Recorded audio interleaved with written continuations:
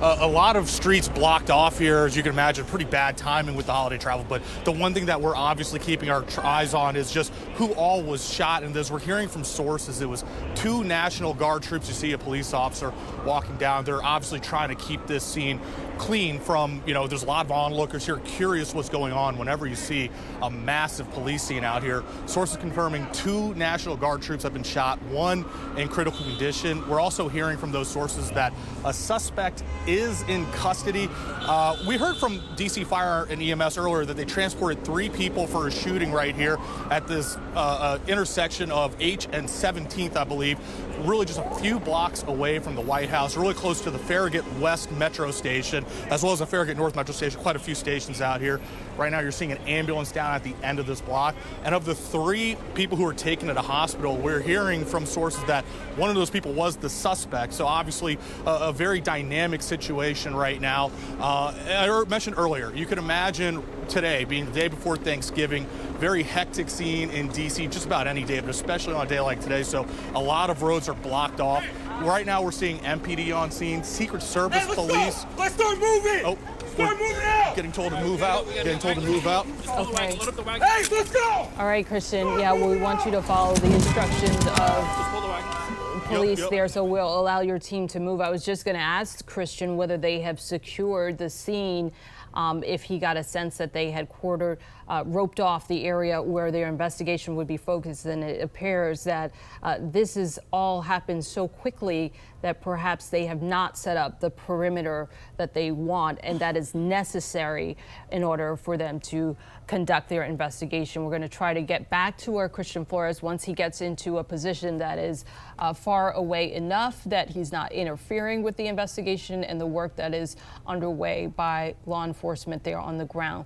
But as we heard our Christian Flores report, right now he can report seeing several ambulances leaving the scene. Christian, what else are you seeing? Are you getting the sense that they're still trying to secure the perimeter? Is that what's going on? Yeah, I think you got a little bit of a taste there. Just frantic moments. We're told by, I believe it was an MPD officer, to move back. We moved really just right across the street, and now you see this whole area is just taped off. And actually, I want to take your attention up to the sky, because right now we're seeing this helicopter. When we were driving in, we were kind of hearing this helicopter above our car for quite a few blocks. It's looking like it's kind of concentrated in this area where obviously you see so many officers on scene trying to just get this perimeter set up.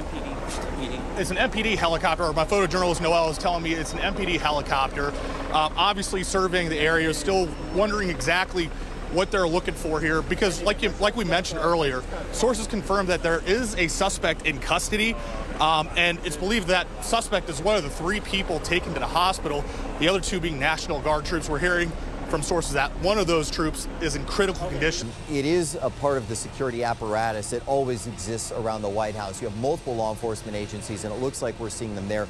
You have, of course, MPD that's always in the area, but also Secret Service. You've got U.S. Park Police because of Lafayette Square right there. Are you seeing any sort of really physical action right now where they're running one way or the other, or does everyone seem like they've got the situation under control? Because it's important as we try to figure out whether or not this is an area that's still under some sort of threat. I mean, right at this moment, we're not seeing a lot of running around, but just minutes ago, I imagine when we were on live earlier, you could have seen officers kind of running around, trying to get to the scene, trying to secure the scene.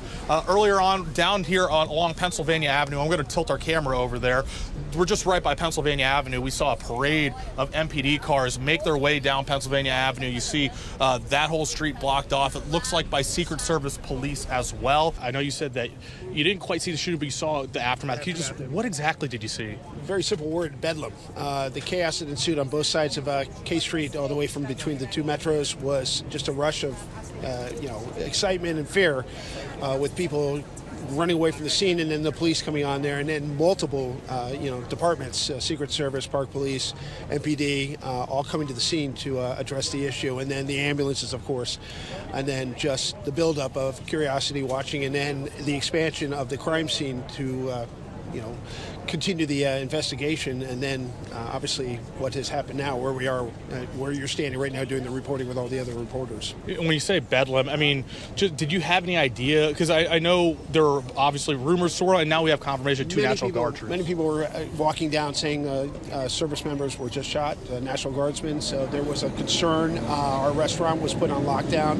Many places were put on lockdown. Obviously, we're so close to the White House that it was immediate lockdown with them, and then other businesses were doing the same thing. Was there a concern for your safety? Because at that point, I'm sure you didn't know if a suspect was in custody or not. I think there's always a concern. When they say active shooter, you think of the same things with high schools and elementary schools, that when that happens, you have to be concerned about who's out there, and you have to watch it. So we had customers, and we have to make sure that we're taking care of them as well, too.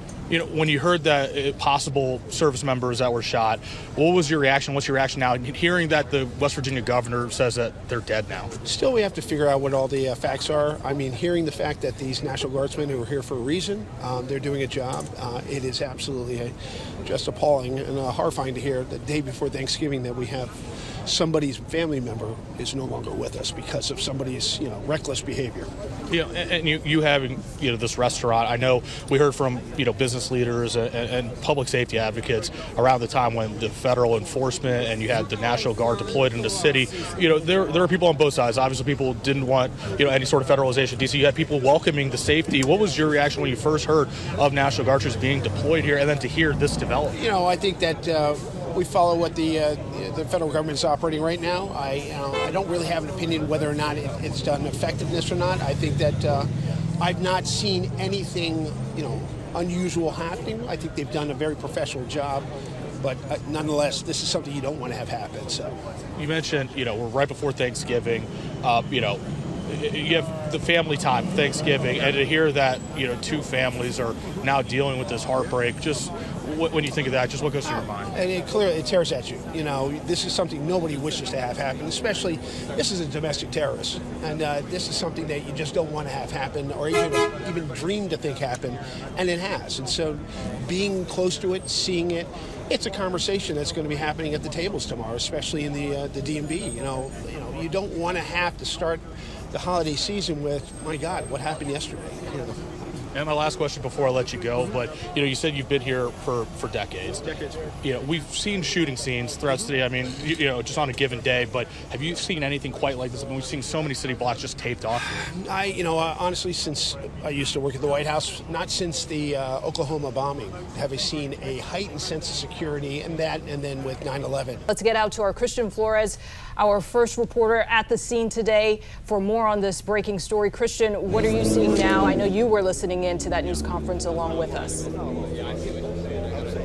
Yeah, I mean, it's just been a pretty hectic couple hours here. I mean, we've seen so many media gather in the scene for that press update, but right now we're on 17th and K Street, and you can see, Secret Service police officers still really keeping this major part of the block clear with the long rifles there. And if you go down further the block, you just see all of the investigators gathered, really concentrated in this area. Now, we just heard from FBI Director Kash Patel, as well as Mayor Muriel Bowser, MPD leaders, to kind of break down what exactly happened here.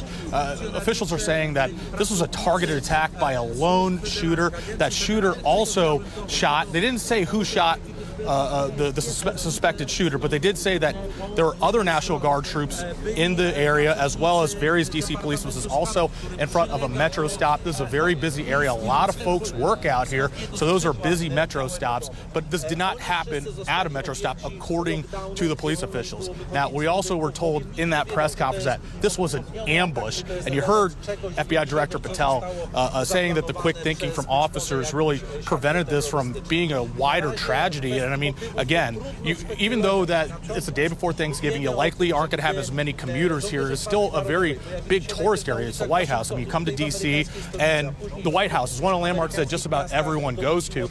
What they did say, even though they said that they couldn't say who exactly shot the suspected shooter, that the National Guard troops, the D.C. police, all the law enforcement that was there, they were able to subdue the suspect until that suspect was taken to the hospital, who, again, was also shot in this case. Now, again, throughout the evening, we've been talking about the condition of the National Guard troops, conflicting reports throughout the evening, but we finally got a little bit more of a definitive answer there. They're still in critical condition, fighting for their lives at a local hospital.